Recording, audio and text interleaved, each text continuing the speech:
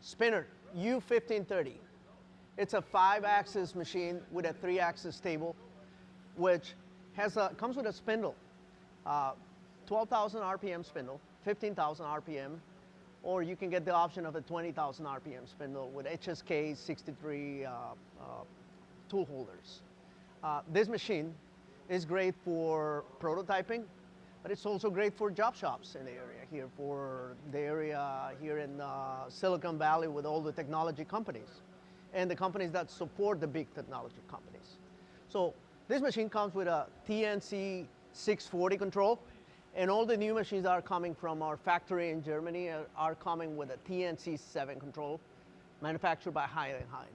This machine comes with glass scales, also made by Heidenhain, that ensure that you get the tight accuracies and precision that is required for the type of work that is done in the area here. So, SPINNER here is represented in California and the Bay Area, as well as in Southern California. So, if you have any questions, please reach out to us. Look at spinnercnc.com, and you can find our whole lineup of machine tools that we offer for our customers.